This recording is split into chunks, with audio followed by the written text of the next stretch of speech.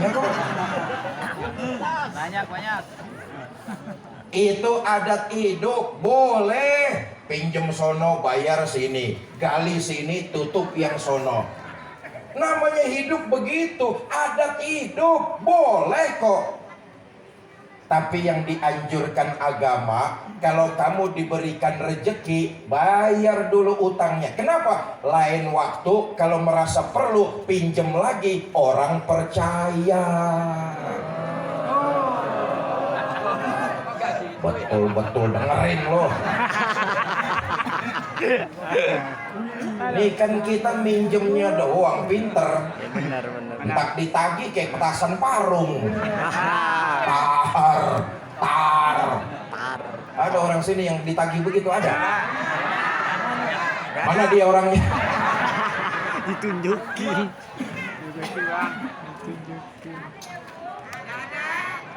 Dulu di zaman Nabi, ada orang dari selesai sholat subuh sampai tengah hari bentet. Tengah hari bentet ngerti? Sampai siang. Dari selesai sholat subuh sampai siang, betah banget di dalam masjid, kagak keluar-keluar. Diparanin sama Nabi. Kata Nabi, Mas, orangnya dari Solo. Solo. Kelihatannya sampean ini dari selesai sholat subuh sampai siang nggak keluar-keluar dari masjid. Sampean lagi berdoa. Bukan ya Rasul. Wirid? Enggak. Iktikaf? Kagak juga. Loh, terus ngapain lama banget di dalam masjid? Ya Rasulullah, terlalu banyak orang datang ke rumah saya mau nagih utang. Diem di rumah, pintu diketokin orang. Mau keluar saya takut ketemu.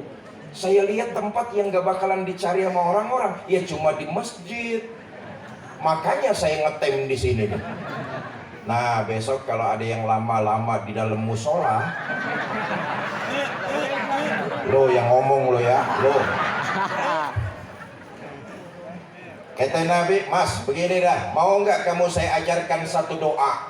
Kalau doa ini kamu amalkan, Allah akan hilangkan perasaan di hati kamu dari dililit utang. Kamu amalin doa ini, Allah akan menghilangkan perasaan di hati kamu dari dililit utang. Saudara, jangan salah nafsirin. Ini hadis kalau diamalin, yang dihilangin perasaan di hatinya dari dililit utang. Utangnya mah kudu bayar. Lah enak ada doa dibaca utang lunas. Mau ya Rasul diajarkan doa ini kepada orang tersebut, tapi hakikatnya kepada kita semua. Allahumma inni a'udzubika minal hammi wal hazan, wa minal ajzi wal kasal, wa minal jubni wal bukhl, wa min ghalabatid dain wa qahrir rijal. 3. Yang keempat, tergesa-gesa yang dianjurkan agama, ikuti setiap kali perbuatan salah dengan istighfar, segeralah kamu menuju pengampunan Allah Subhanahu wa ta'ala. Tergesa-gesa yang dianjurkan oleh agama menuju pengampunan Allah. Dengan kata lain, segera melaksanakan tobat. Nah, ini dia nih salah kaprah nih. Kita makhluk yang bernama manusia, pinter cari-cari alasan.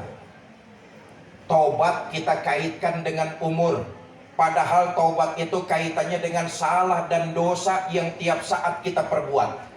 Tapi karena kita manusia, makhluk yang pandai bersilat lidah, kita cari-cari alasan, mencari-cari pembenaran. Tobat kita kaitkan dengan umur. Nah, ntar aja dah rajin ke musola kalau udah rada bongkokan dikit.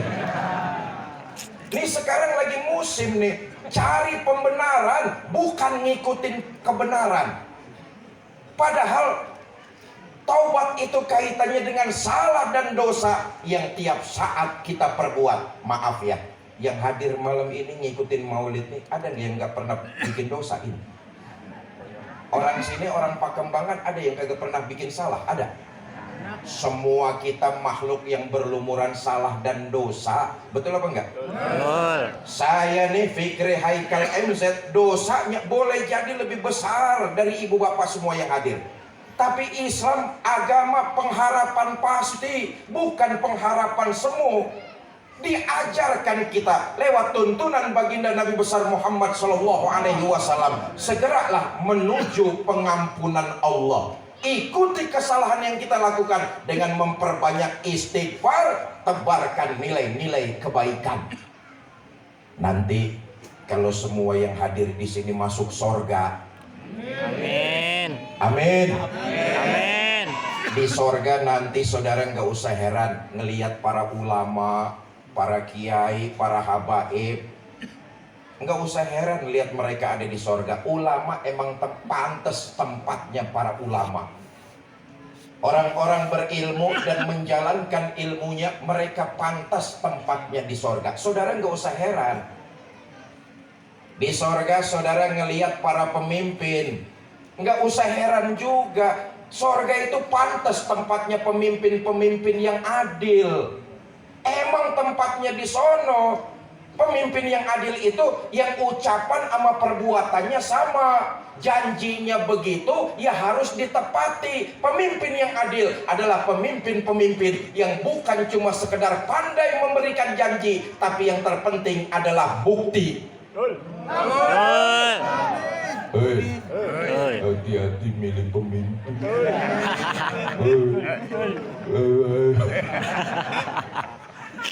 Pantas pemimpin yang adil emang tempatnya di sorga, nggak usah heran. Saudara di sorga ngelihat orang kaya banyak di sono, nggak usah heran juga saudara. Orang kaya dia sadar Allah karuniakan dia banyak harta, ringan tangan, hartanya disalurkan, membantu musola, membantu majelis taklim, membantu fakir miskin, yatim piatu, memberikan uluran kepada orang tua jompo, memberikan santunan kepada janda-janda tua.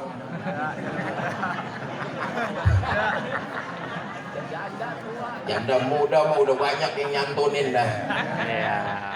Orang kaya macam itu pantas tempatnya ada di sorga. Nggak usah heran, saudara bakal terkejut lihat pelacur masuk sorga. Pelacur open. Ya lu terusin aja diri.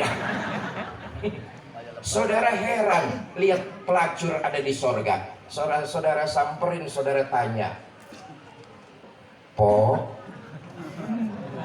iya bang, ada di sorga Po. Oh.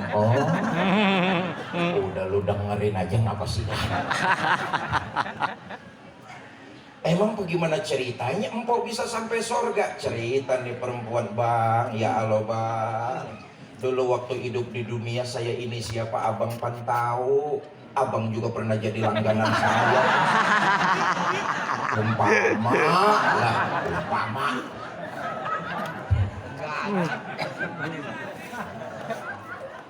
Jujur bang, saya ngerjain perbuatan itu kepaksa. Dari kecil saya hidup yatim piatu. Ada tetangga saya muslim sedikit kaya, pelitnya 17 setan. Medit, koret, pantat kuning, buntut gasir. Demi ganjel perut bang, terpaksa saya ngerantau nyari kerja. Ngerantau kemana po? Selipi. Loh, ngapain kok diselipi? Ada temen bang nawarin kerjaannya mah enteng, duitnya lumayan. Emang kerja apa po? Dagang apem.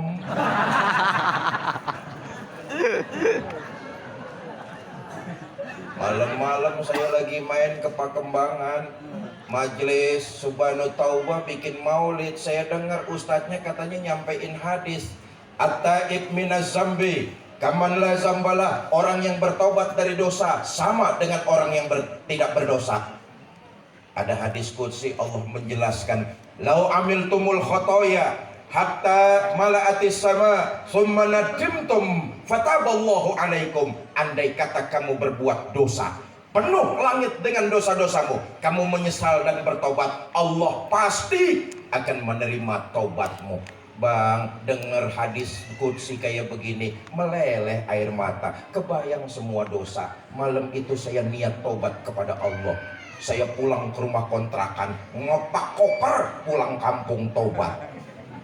Lagi enak-enaknya ngepak koper, ada langganan datang.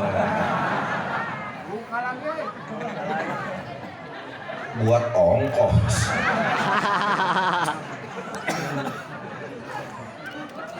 Saya pulang kampung bertobat, saya ikuti pertobatan saya dengan memperbanyak istighfar, lalu saya tebarkan nilai-nilai kebaikan. Alhamdulillah, tobat saya diterima oleh Allah. Akhirnya saya sampai juga di sorga. Saudara, inilah yang dianjurkan agama, dituntun oleh baginda kita Nabi besar Muhammad Sallallahu Alaihi Wasallam.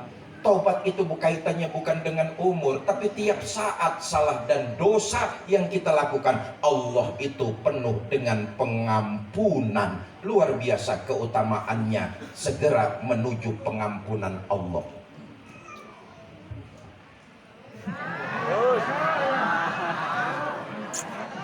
Iya, gue cuma ngeliat jam doang.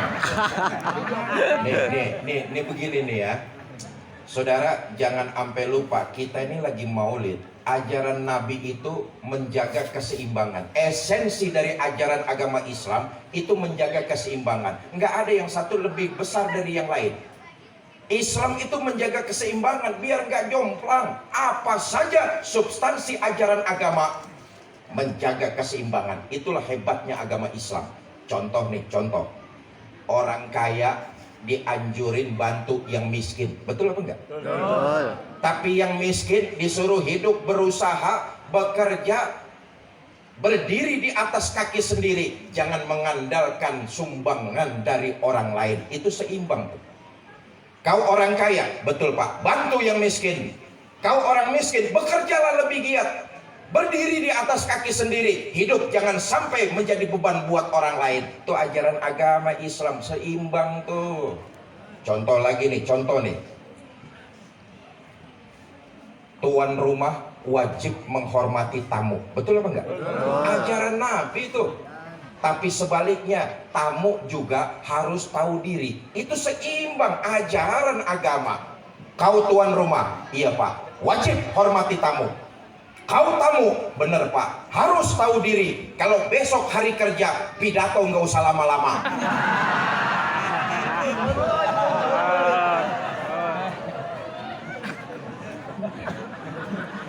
Ya, bagaimana aja alasan mau turun ini. Keutamaan taubat itu luar biasa. Kita menuju pengampunan Allah. Malahan dalam satu riwayat diceritakan, dulu ada orang durjana, tiap hari kerjaannya ngumpulin dosa, judi doyan, mabok nggak ketinggalan, zina di mana aja ada langganan. Hidupnya tiap hari bergelimang dosa. Dengan kata lain, ini orang bromo corah, preman, bajingan, tengik.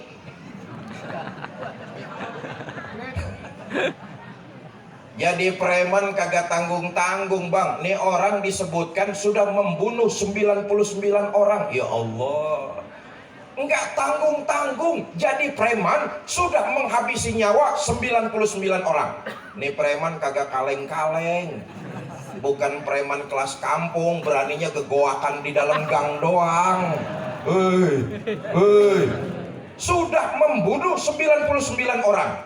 Satu hari dapat taufik dan inayah. Nah ini dia nih. Ini pesan pertama nih, saudara. Kalau malam ini di luar sana masih banyak saudara-saudara kita yang belum sadar. Tuh Habib Sakir tadi mendoakan mereka. Mereka kalau kita nggak mau rangkul, tapi kita doain, jangan malah kita kata-katain. Ini pesan nih dari hikmah pertama nih. Kalau di luar sana masih ada saudara-saudara kita yang salah jalan, kalau kita nggak mau rangkul, kita doain, asal jangan kita katain. Sebab riwayat ini menyatakan preman itu mendapat taufik dan inayah berkat dari doa kaum muslimin dan muslimat semua. Ini preman sadar. Satu hari ini preman pengen tobat, datang ke salah seorang ustadz. Yang didatengin ustadz gaul. Ustadz, saya pengen tobat, kira-kira tobat saya diterima Allah apa enggak? Kata ustadz, dosa apa yang ente perbuat? Cerita nih preman bahwa dia sudah membunuh 99 orang. Itu ustadz dengar preman membunuh 99 orang, mengkelap. Kata ustadz, terlalu banyak dosa yang kamu perbuat. Manusia laknat, taubatmu tidak akan diterima oleh Allah. Tempatmu sudah pasti neraka. Yang namanya preman dimaki-maki ustadz, marah. Apa yang terjadi saudara? Itu ustadz dibunuh. Astagfirullah. Dibunuh. Lempeng korbannya cepet. Kita lihat lagi nih saudara, hikmah yang kedua. Ini preman rupanya niat taubatnya nggak kendor. Satu hari dia datang ke seorang ulama yang arif dan bijaksana. Pak Kiai, saya mau taubat, kira-kira taubat saya diterima Allah apa enggak? Apa kata Kiai? Selama kamu tidak menyekutukan Allah dengan sesuatu pun, sebesar apa saja dosa yang kamu perbuat, kalau kamu tobat, tobatmu insya Allah diterima. Cuma nih Kiai lama-lama penasaran juga, dia tanya, Bang, emang dosa apa yang udah abang perbuat? Begini Kiai, mula-mula saya membunuh 99 orang.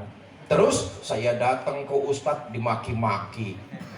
Lalu ya udah tuh ustadz saya lempengin aja dah, jadi cepet. Kata Kiai, ya udah, yang udah ya udah, nggak bakalan bisa diulangi lagi. Begini aja, satu syarat kamu kalau mau tobat. Apa Kiai? Tinggalin kampungmu, pindah ke dalam kampung yang di dalamnya orang-orang banyak ahli ibadah. Tinggalin dah kampung kamu, cari kampung yang di dalamnya penuh dengan orang-orang ahli ibadah. Sebab kalau kamu tobat, kampungmu masih di situ, kamu kena penyakit tomat. Malam tobat, siang kumat. Jadi saya pindah Kiai, pindah dah, pindah. Kemana Kiai? Pakembangan. Amin. Nih ya, pelajaran ketiga, yang namanya preman biar kasar sama Kiai hormat. Diikutin omongan Kiai, baik Kiai, saya pindah nyari tempat di mana penduduknya ahli ibadah. Tuh preman cium tangan sama Kiai, bulak-balik, ngamplopin lagi.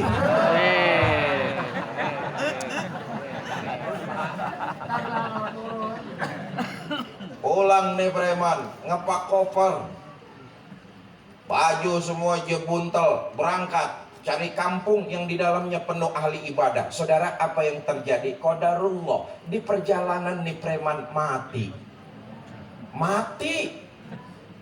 Turun dua malaikat rahmah dan zabaniyah. Malaikat rahmah ingin membawa mayit ini masuk ke dalam sorga, sementara malaikat zabaniyah pengen nyeret nih mayit masuk ke neraka. Kata malaikat rahmah, selamat datang orang soleh, kau mati dalam kondisi taubat. Kata malaikat zabaniyah, entar dulu, taubat sih taubat, urusan yang cepet bagaimana ono? Ini dua malaikat ribut berebut, Allah yang pisahin.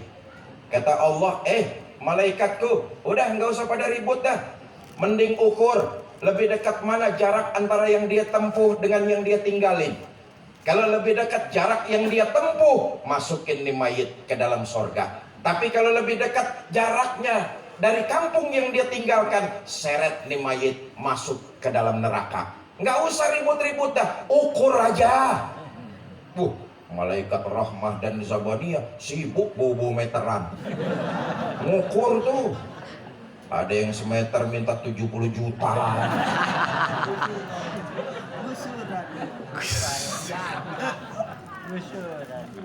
Saudara, dalam riwayat lain disebutkan tanah itu oleh Allah digencet, bedanya cuma sejengkal. Mayit ini lebih dekat ke tempat yang dia tuju daripada yang dia tinggalkan.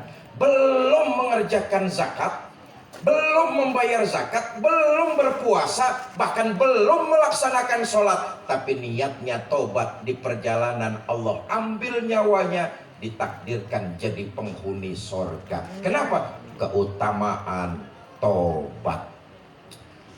Bapak Ibu, saudara-saudara kaum muslimin yang saya cintai, yang pertama yang ingin saya omongin. Yang kedua berkaitan dengan malam ini nih, kita memperingati Maulid. Nih yang datang 100 orang ada nih? Lebih. 200 orang ada? Lebih. Iya, ada 5.000 sama yang goib di luar-luar. Astagfirullah. Nih saya yakin semua yang datang malam ini nih di balai warga nih, saya yakin hatinya karena cinta kepada baginda Nabi. Benar apa enggak? Ini yang kedua, ini yang pengen saya omong ini. Bapak Ibu, saudara-saudara, semua kita pasti datang malam ini karena cinta kita kepada baginda Nabi. Tapi faktanya, ayo kita lihat faktanya nih. Masih banyak di antara kita yang baru cuma sekedar pinter ngaku cinta sama Nabi. Kita ini masih banyak yang ngaku, pinter ngaku jadi umat Nabi. Kita baru cuma sekedar pinter ngaku. Apa kagak boleh, Ustadz? Boleh. Yang namanya ngaku kan mudah, murah. Kagak pakai duit, siapa juga bisa tiba ngaku. Benar apa enggak? Ketahuilah saudara, persoalan besarnya di akhirat nanti, apa kita diaku sebagai umat Nabi apa enggak, itu yang jadi masalah utama. Kalau tiba ngaku mah siapa juga bisa, mudah, murah, nggak ada persoalan. Namanya ngaku. Bu, saya tanya nih, ibu kenal sama Anies Baswedan? Ngaku loh. Anies Baswedan kenal sama ibu? Kasihan deh. Apa bedanya sama kita, saudara? Kita ini baru cuma sekedar pinter ngaku umat Nabi. Maka saya melanjut apa yang disampaikan oleh guru kita Habib Sakir itu. Jangan cuma terjebak kepada seremonial. Tiap tahun kita bikin maulid, tiap tahun kita hadirin maulid, tapi begitu-begitu aja, nggak ada perubahan dalam hidup kita.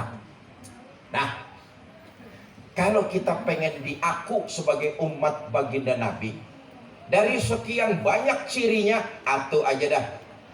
Yang utama itu umat baginda Nabi rukaan sujadah, mendirikan sholat. Pantas kalau Nabi mengatakan awwalu ma yuhasabu bihil abdu yaumal qiyamah as-sholat. Amalan pertama yang nanti di akhirat bakalan ditanya adalah amalan ibadah sholat. Semua kita nih yang malam ini hadir di balai warga, di akhirat pasti bakalan ditanya tentang sholatnya masing-masing. Kamu siapa? Saya Pak. Saya siapa? Saya pengikutnya Nabi Muhammad. Benar Pak.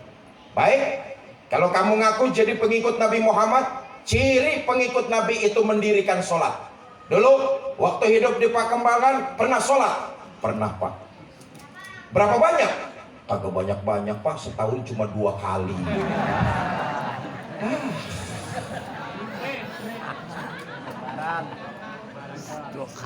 Ayo kita renungkan. Bu, oi Po, mau kemana oi? Oi, Po, mau kemana? Mau pulang bareng oi? Oi. Biarin yang bangun gua teriakin lu.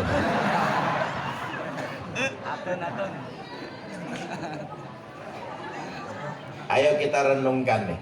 Saudara, sehari semalam Allah memberi kita waktu 24 jam. Benar apa enggak? Dalam 24 jam Allah cuma minta kepada kita 5 kali lapor lewat sholat 5 waktu. Ayo dah hitung-hitung dah saudara. Satu yang bagus, taruh dah sekali sholat waktunya 10 menit. Sembayang di masjid Pakembangan, di musola sini ini 10 menit, cakep banget sembayang tuh. Yang sedang-sedang taruh dah waktunya 5 menit. Yang kilat khusus 2 menit. 2 menit ini cepat perangkonya gambar geledek. Sholat apa? 2 menit. Ambil yang tengah-tengah aja. Nih ajaran Nabi nih. Kelamaan jangan, kecepatan juga jangan. Ajaran Nabi kok. Kata Nabi, iza amma ahadukumun nas falyukhaffif. Kalau kamu diangkat jadi imam sholat, ringankan sholatmu. Kenapa? Makmum di belakang kekuatannya kagak sama dirimu. Betul apa enggak? Betul. Ada makmum yang sholatnya kelamaan, berdiri udah oyod-oyodan. Ada apa kagak itu? Banyak. Ada makmum selesai sholat berjamaah udah janjian mau nerima komisi duit penjualan tanah. Kalau imamnya kelamaan, sianan bang, klosodan tuh orang. Bener apa enggak? Anak muda janjian sama pacar di jembatan, ketemunya selesai sholat isya berjamaah, imam kebangetan lama, hujan belaturan, letu pacar kanyut di bawah air. Nganyut. Iza amma ahadukumun nas, ringankan sholatmu. Ambil yang tengah-tengah dah, sekali sholat 5 menit. Ayo kita hitung nih, 5 kali 5 waktu kan saudara cuma 25 menit. Betul apa enggak? Sisanya 23 jam 35 menit silahkan kau gunakan untuk keperluanmu. Cuma 25 menit Allah minta kita lapor. Ini aja masih banyak di antara kita yang belum mengerjakannya. Saya bangga dan bersyukur tadi dikasih tahu Bang Lutfi, Ustadz, alhamdulillah orang-orang Pakembangan mah sholat jamaahnya rajin-rajin Ustadz. Saya bilang, Bang Lutfi, saya tahu kok Bang Lutfi. Saya juga sering lewat-lewat sini, apalagi kalau subuh berjamaah, saya tahu musola tuh penuh sampai keluar-luar. Kagak ada yang di dalam. Sholat Id.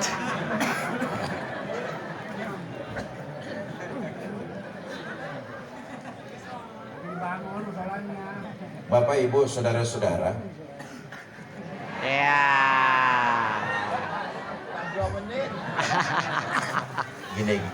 gini. Saudara harus memahami kerjaan yang paling capek itu pidato. Bener-bener ini kerjaan paling capek nih Bang. Lihat aja dah, dari tadi tangan saya gerak melulu. Bener apa enggak? Mulut ngoceh, otak muter nih. Habis ini ngomong apa, udah gitu ngomong apa. Lalu sambil deprok mulut ngunyah mah enak dengerin terus. Jamaah begini nih bikin ustadz cepat pada mampus. Ada aja dah. Ustaz. Bapak Ibu saudara-saudara, nah sekarang kita lihat nih. Puncak tertinggi dari ibadah sholat, seorang muslim mampu merasakan kehadiran Allah. Inilah puncak tertinggi. Nabi itu bukan cuma ngajarin tapi nyontoin. Nah ini bedanya pemimpin-pemimpin dengan kepemimpinan baginda Nabi. Nabi itu bukan cuma ngajarin tapi nyontoin. Pemimpin sekarang cuma ngajarin tapi kagak nyontoin.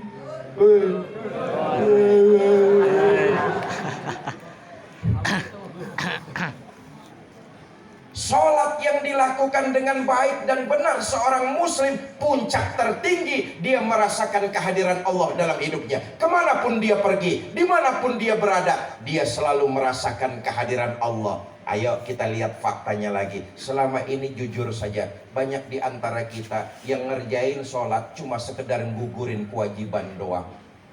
Kita nggak sanggup merasakan kehadiran Allah. Kalau toh kita bisa merasakan kehadiran Allah cuma di tempat-tempat tertentu doang. Di musola Allah ada, di pasar Allah kagak ada. Apa buktinya? Timbangan curang. Betul apa enggak? Betul. Di musola Allah ada, di kantor Allah enggak ada. Apa buktinya? Korupsi merajalela. Ya Allah, ini korupsi ini bukan cuma musuh polisi, musuh kejaksaan, musuh kita bersama. Ini sekarang menjangkit semua lini kehidupan bermasyarakat dan berbangsa. Semua hampir dimasuki oleh virus korupsi. Ini sejenis penyakit kanker ganas stadium 4. Belumlah beberapa hari lalu kita tercengang, saudara. KPK menggeledah rumah dinas seorang menteri. Ditemukan 12 pucuk senjata api. Mau ngapain? Enggak cuman itu, KPK menemukan di rumah dinasnya itu uang kontan 30 miliar. 30 miliar. Hei, 30 miliar. Itu duit kalau dibeliin cendol, Set. Dawet. selipik ngambang di cendol. Ya. Habib Syakir udah bilang sama kita, udah ngingetin kita tuh, hendaknya dengan maulid mendirikan sholat, lalu ada perubahan hidup menuju arah kebaikan. Itu yang sholatnya berhasil. Bahasa gampangnya begini nih, saudara, orang yang sholatnya berhasil kelihatan dalam kehidupan sehari-hari. Dia jadi pribadi muslim yang lebih baik. Cuma persoalannya tadi yang saya bilang, karena kita ngerjain sholatnya cuma sekedar gugurin kewajiban, kita nggak bisa berubah menjadi arah yang lebih baik lagi. Sholatnya rajin, maksiatnya tekun. Sebalik. Sedekahnya mau, nyolongnya lebih gede dari yang disedekahin. Padahal orang yang sholatnya berhasil, dia menebarkan kebaikan di tengah-tengah masyarakat. Apa sebab? Dia mampu merasakan kehadiran Allah dalam hidupnya. Maka ucapan dan perbuatan pasti sesuai dengan nilai-nilai ajaran agama. Sholatnya selesai, begitu selesai sholat, mulutnya dijaga, nggak lagi sibuk ngomongin orang. Hei, di kampung belah sono no. Kampung belah sono, orangnya merajin sembahyang, tapi mulutnya kagak dijaga, demen banget ngomongin orang. Kampung belah sono. Saya tanya, orangnya pindahan dari Pakembangan katanya.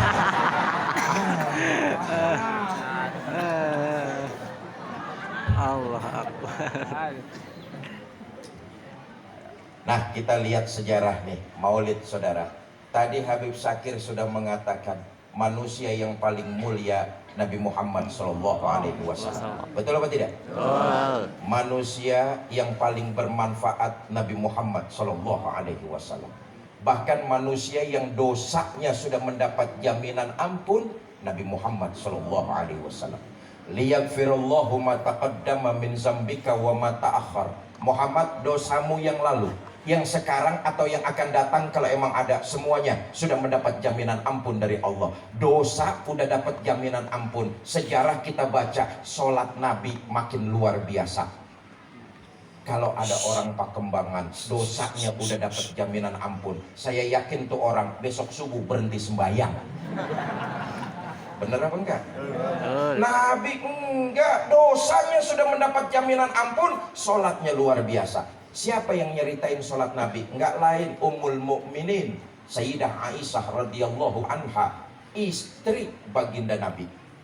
Kata Sayyidah Aisyah begini, satu malam selesai saya sholat isya, saya siap-siap mau tidur. Saya lihat laki saya lagi sholat, saya tidur. Tengah malam saya kebangun, saya lihat laki saya masih sholat, ya saya tidur lagi.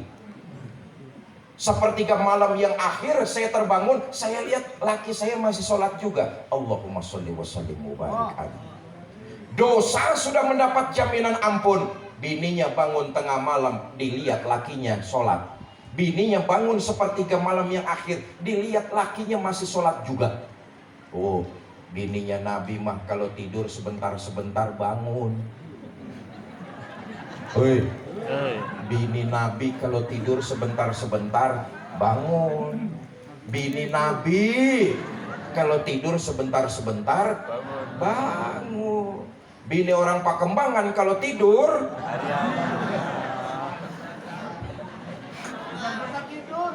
keblok. Kata Sayyidah Aisyah, saya tungguin suami saya sholat. Selesai sholat saya paranin, saya tanya, Bang, ada apa? Yang? Oh, jangan cie-cie. Ayo lihat lagi sejarah. Nabi itu kalau manggil bininya, manggil istrinya, kalimatnya mesra, romantis luar biasa. Sayyidah Aisyah pipinya tuh putih kemerah-merahan. Nabi kalau manggil istrinya romantis luar biasa. Ya Humaira, hai yang kemerah-merahan. Bahasa anak sekarangnya, ada apa beb? Ya. Nih ngajarin kita nih para suami nih, Pak, Pak.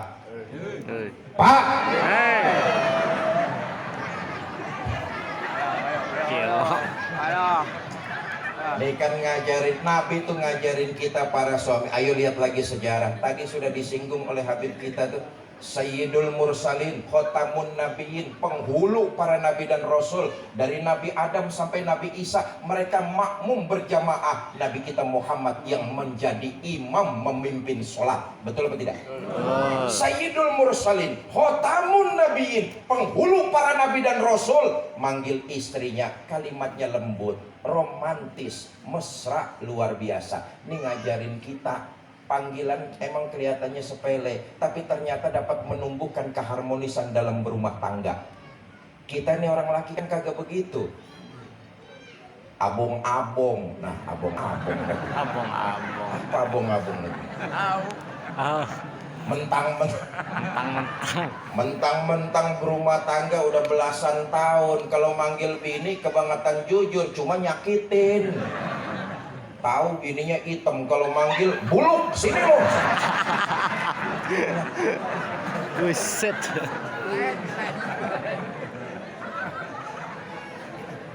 Ada apa yang bang? Abang kan dosanya sudah mendapat jaminan ampun. Terus ya kalau sholat jangan gitu-gitu banget, ngapa sih bang? Saudara, ini hadis. Kelihatannya istri Nabi setengah protes. Redaksinya istri Nabi setengah protes. Wajar kok.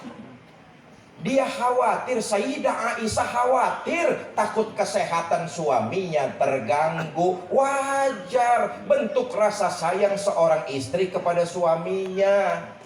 Ini juga pelajaran buat kita nih para suami. Pak, kita kalau di luar rumah, istri nelpon, angkat teleponnya.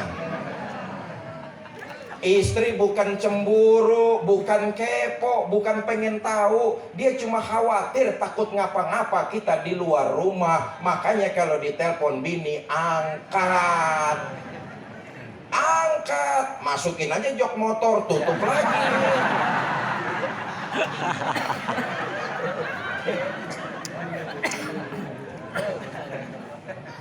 Abang kan dosanya sudah mendapat jaminan ampun. Kalau sholat jangan gitu-gitu amat, ngapa sih bang? Apa jawab baginda Nabi? Aisyah, afala uhibbu an akuna abdan sakuro. Kamu pikir saya nggak senang? Oleh Allah saya mendapat gelar abdan sakuro, hamba yang pandai bersyukur.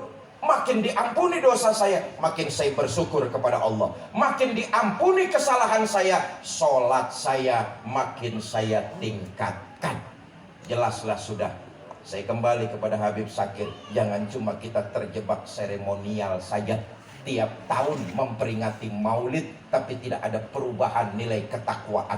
Maka ciri pengikut baginda Nabi mendirikan sholat, keberhasilan merasakan kehadiran Allah, lalu kembali ke tengah-tengah masyarakat, menebarkan nilai-nilai kebaikan. Emang kalau kita mau berbuat baik, setan itu paling kagak demen. Nih saudara datang ke balai warga nih, ini perbuatan baik, dicatat sebagai sebuah ibadah, dilipat gandakan pahalanya. Amin. Amin. Setan paling kagak demen tuh. Saudara berbuat baik datang ke pengajian, nggak percaya tadi jam 7 masih di rumah, hati kita udah pada dibisikin sama setan. Dah, ngapain lu datang ke balai warga? Dah di rumah aja dah, ikatan cinta lagi rame no. Iya. Setan tuh pengen kita jangan sampai berbuat baik, jangan sampai datang kemari tuh. Tuh setan kerjaannya tuh. Saudara jihad lawan bisikan setan. Enggak, saya mau ngedatang ke balai warga, mau ikut pengajian. Saudara datang dah kemari nih. Jangan dikira majelis taklim, tempat pengajian, daerah bebas zona setan. Justru di pengajian setannya gemuk-gemuk. Waranya. Dibisikin lagi kita sama setan. Kata setan, ya udah, lu datang dah ke pengajian sono. Ntar lu sampai sono, lu ngobrol aja ngobrol. Lu ngomong aja ngomong, ustadznya jangan didengerin. Setan. Hei. Setan. Hei. Saudara lawan lagi bisikan setan. Enggak, saya mau datang ke pengajian, mau diem dengerin pidato ustadznya. Enggak bakalan nyerah saudara. Misinya jangan sampai orang berbuat baik digoda lagi hati kita sama setan. Kata setan, ya udah, lu ntar di pengajian kagak usah ngobrol dah, diem aja, duduk cari senderan tapi pules.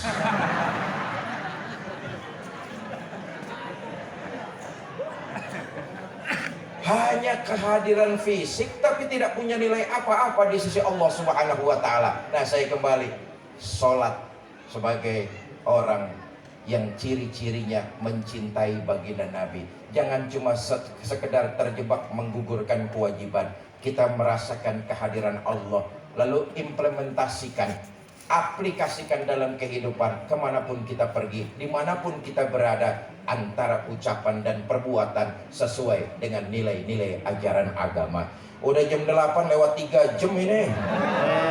Ini saja yang dapat saya sampaikan, mudah-mudahan ada manfaat. Lebih kurang saya mohon maaf. Wallahul muwaffiq ila aqwamit thariq. Assalamualaikum warahmatullahi wabarakatuh.